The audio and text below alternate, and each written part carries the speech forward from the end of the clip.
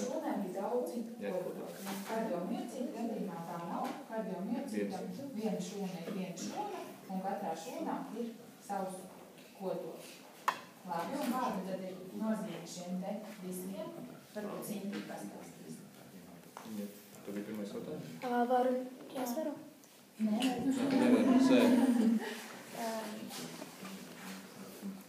droši vien sarauši diskus, bet nesam. Kas ir šeit?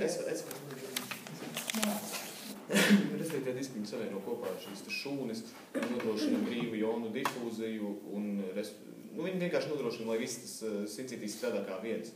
Tā kā minēja kolēģi visu vai neko likumu, vai nu viņi strādā visu uz vietas, vai nestrādā neviens no viņiem. Tieši tā. Principā, es ir svarīgi, ka šeit ir nodrošināta jonu plūsma brīvi no vienas šūnas uz otru šūnu. Un tādā veidā šiem elektriskajiem savienojumiem ir iespējams panākt, ka visas šūnas kontrahējās vienā laikā. Un kur vēl tā bija, kādiem muskuliem vēl bija raksturīgs, bija šāda iespēja. Kāda? Kontrahēties visiem. Gudriem muskuliem, tieši kuriem, unitāriem vai unitāriem. Tieši tā.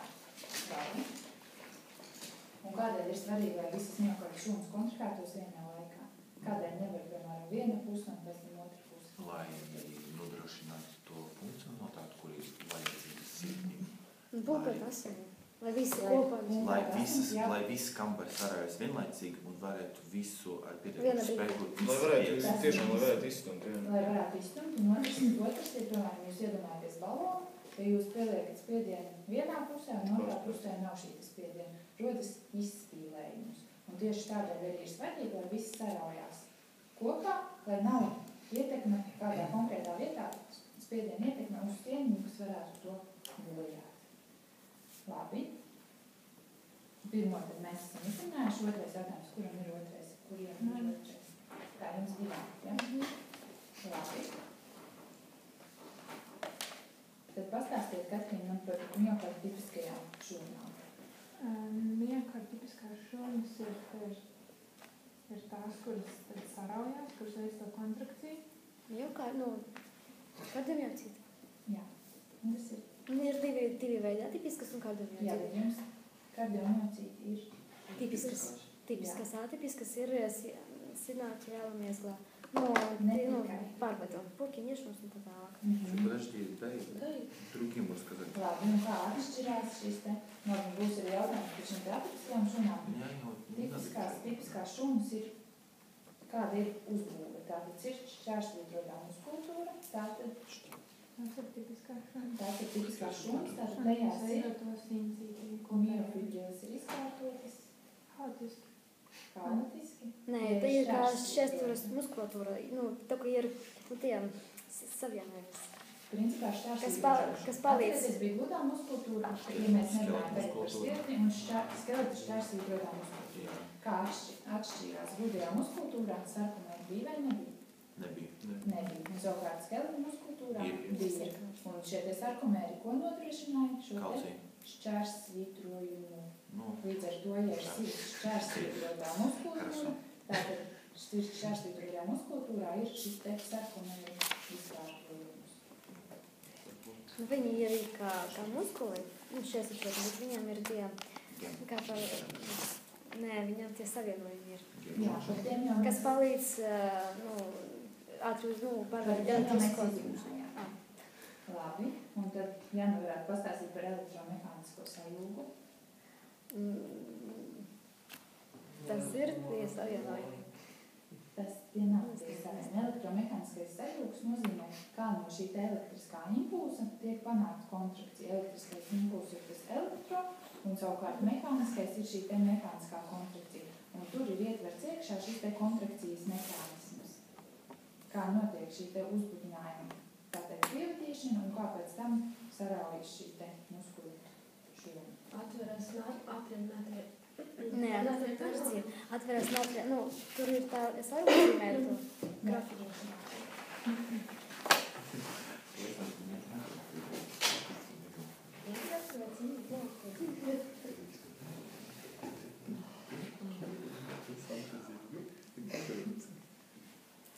Bet jūs man tagad zīmēsiet darbības.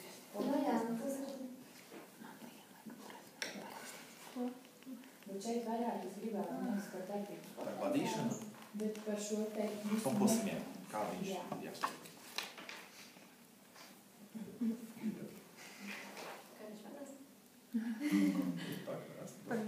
Vienmēr darbības potenciāls šajā gadījumā mums mazāk mums ir darbības potenciāls, mums interesē, kurš darbības potenciāls izdara ar membrānu. Sākumā rodās tie atipiski, ka viņiem ļoti uzbudinājums. Viņiem ir ļoti daudz, viņiem ļoti daudz natriju un asfāliju. Tā ir tādā īpatnība, kas palīdz viņiem ātri uzbudināties. Viņi uzbudinās un dot to uzbudinājumu tālāk. Un, tāpēc, ka ir, kad viņi atcitiem ir izdarīts, ka viņiem ir savienojumi. Viņš savienojas. Jā, un tāpēc, pat tiem savienojumiem izplatās tāds lietiskais Kādu jonu izraisa galvenokārt? Nātrija jona. Natrija jona vai tomēr sirds redījuma? Natrija jona, bez tam kalcija jona. Principā jāsaka, ka šis darbiniecīgam ir daudz nozīmīgāk šeit ir kalcija jona. Bez tā ieplūst šeit ir kalcija jona, kas notiek tā. Tīdūks impulss. Jā. Impulss. Nu, kad Vai nav kalcijas. tā, ka atveras vispirms tie uz membrānas ir tie potenciāli atkarīgie kalcija, ka nav jāatver. Tad rodas tāds receptors tur kaut kur iekšā šūnā pie sarkomēra, kur pieiet tie kalcija joni. Un tad atveras tas sarkoplasmatiskais tīkls un nodrošina to, ka visi kalcija Tieši tā, ko es gribēju dzirdēt, principā saka kalcija atkarīga kalcija sekrecija. Skeleta. Jā, kalcija jona nodrošina to, ka no sarkoplasmatiskā tīkla tiek sekretēti izdalīti vēl kalcija joni. Nu, tā kā lielā daudzumā viņi uz to starpšūnu telpu, no kuriem viņi jau tālāk varētu uz šūnu mainīt to membrānu. Jā, tieši tas arī Tas nav. gribējis. Bet tas nav jūsu jautājums. Tas ir jūsu jautājums, bet tas nav par elektromehānisko sajūtu. Tas ir tieši par darbības potenciālu, bet par darbības potenciālu gribu, lai Katrīna pastāstā. Varbūt zinās vai paliek, jā, un nācies pastāstīt.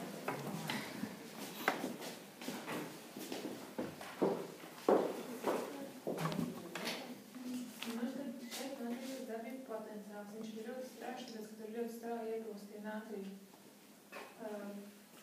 joni.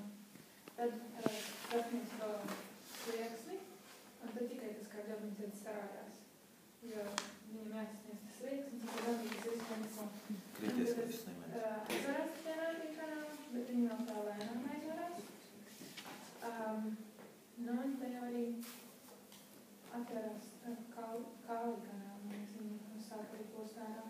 Šeit nebūs izpējas. Kalcija. Ja skeleta muskultūra atcerieties bija aptuveni šādā te veidā, ka sākās šī repolarizācija. Es Un zinu, bija nātrija kanāli un kālija kanāli. Šajā gadījumā ir vēl trešie. tur vēl viena Jā, vajag. bet grāmatā bija te, ka kālijas atverās nedaudz, viņš aizverās un tad kalcijas.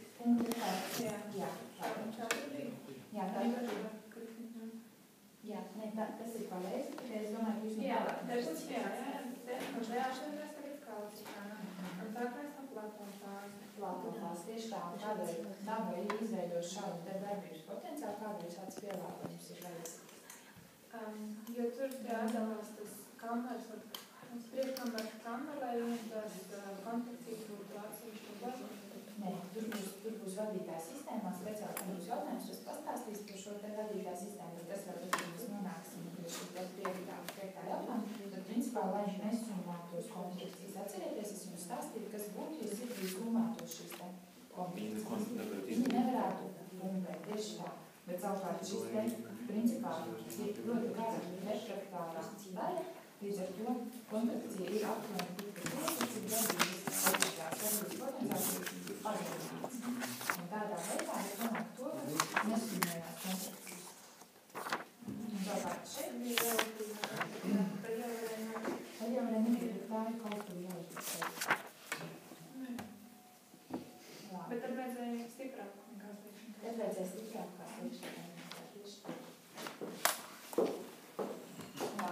ķersimies pie trešā jautājuma. Mums tie jautājumi diezgan pārklājās, kuriem ir trešais jautājums. Labi, tad nāciet man izstāstīt vēlreiz, kādēļ tad uzzīmējot šajā pie pašā liknē, kur tad sākas un kur beidzas kontrakts.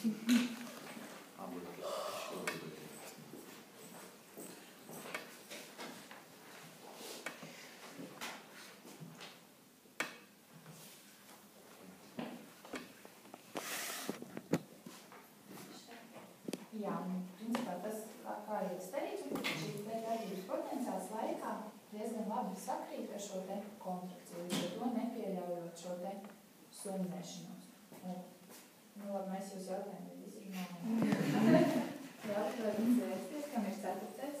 Man. Labi, šeit gan nekas jau nav runāts par atipiskajām šūnām. Labi, Katrīna izstāstīs par lēno diastolisko depolarizāciju, un kuram vajadzīs ceturtais? Labi, kas tad ir atipiskās šūnas, Olvis? Atipiskās šūnas, tās ir miekārtas šūnas, bet šūnas, kurām ir automatisma funkcija. Viņi tā kā nekontraktēs, viņi pārvādā impulsu no sinusa mezglu uz atrioventrikulāro mezglu.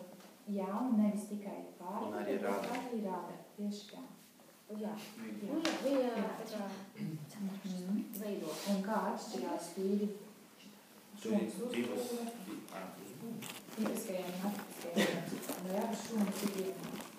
Nav natrija atrās, natrija kanāla tur.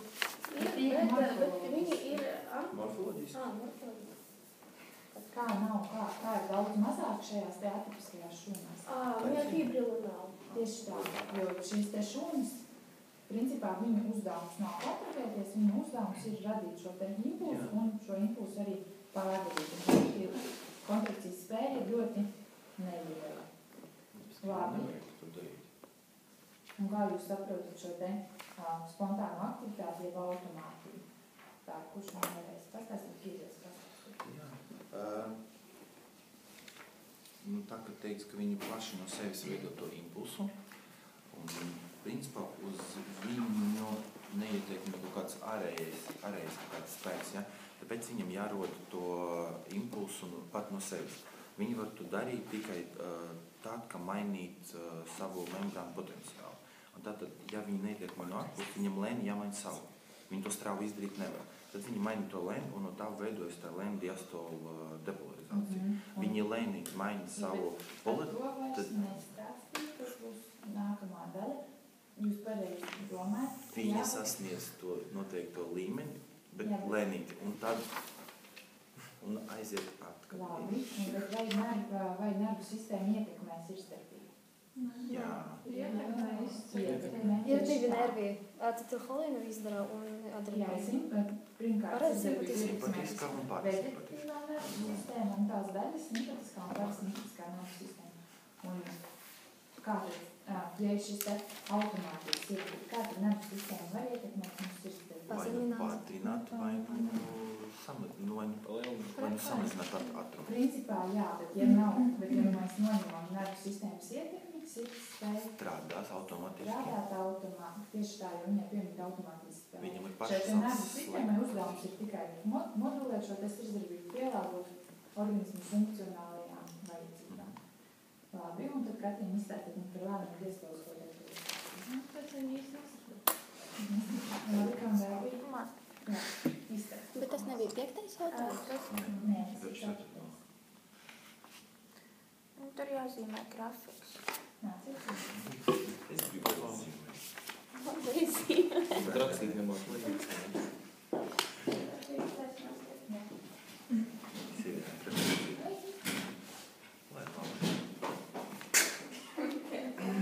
Давай, Синча, ломай.